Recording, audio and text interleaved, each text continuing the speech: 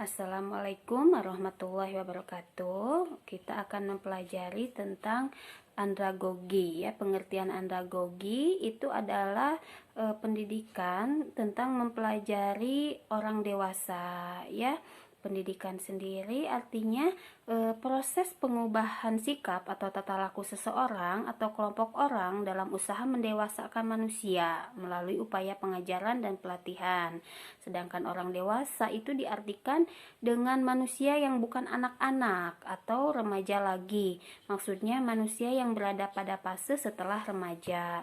Menurut Mustafa Kamil, definisi pendidikan orang dewasa merujuk pada kondisi peserta didik baik dilihat dari dimensi fisik atau biologis, psikologis, dan sosial.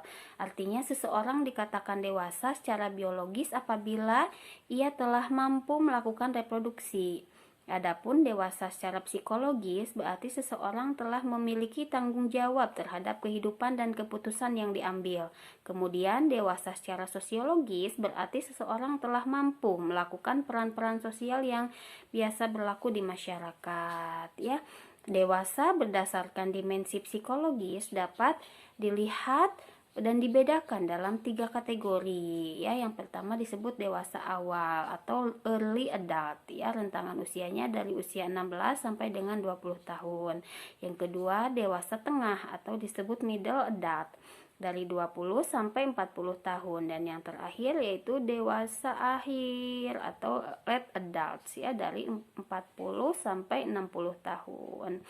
Sedangkan menurut Anderson dalam Psychology of Development and Personal Adjustment tahun 1951 menyimpulkan ciri-ciri kematangan bagi seorang individu. Ya, kematangan individu itu dapat diartikan dan dilihat dari minatnya yang selalu berorientasi pada tugas-tugas yang dilakukan atau dikerjakannya, serta tidak mengarah pada perasaan-perasaan diri sendiri atau untuk kepentingan pribadi. Ya, artinya tidak pada diri atau egonya sendiri.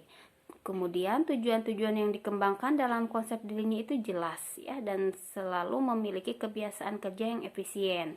Kemampuan dalam mengendalikan perasaan pribadi dalam pengertian selalu dapat mempertimbangkan pribadinya dalam bergaul dengan orang lain.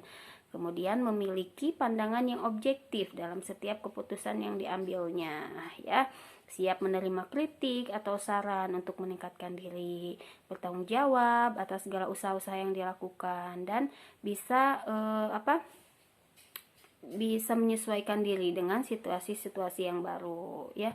Kesimpulannya, pendidikan orang dewasa itu adalah suatu proses belajar yang sistematis dan berkelanjutan pada orang yang berstatus dewasa dengan tujuan untuk mencapai perubahan pada pengetahuannya, sikap, nilai, dan keterampilan ya. Menurut implementasinya, pendidikan orang dewasa itu ada 2 ya, ada pendidikan formal dan non formal ya. Wujud pendidikan orang dewasa dalam bentuk formal itu seperti sekolah lanjutan tingkat atas atau SLTA dan perguruan tinggi ya. Kemudian dalam wujud non formal dilaksanakan dalam bentuk pendidikan luar sekolah oleh masyarakat atau PLSM, kursus-kursus, bimbingan, penyuluhan, kegiatan pengajian agama atau majlis taklim, pelatihan, organisasi-organisasi, program-program pembangunan masyarakat, dan lain-lain ya. Bentuk-bentuk pendidikan orang dewasa tersebut ya membuka peluang belajar ya bagi setiap warga masyarakat dewasa, baik yang cacat maupun tidak cacat, dan programnya terlaksana secara berkelanjutan ya. Terima kasih. Wassalamualaikum warahmatullahi wabarakatuh.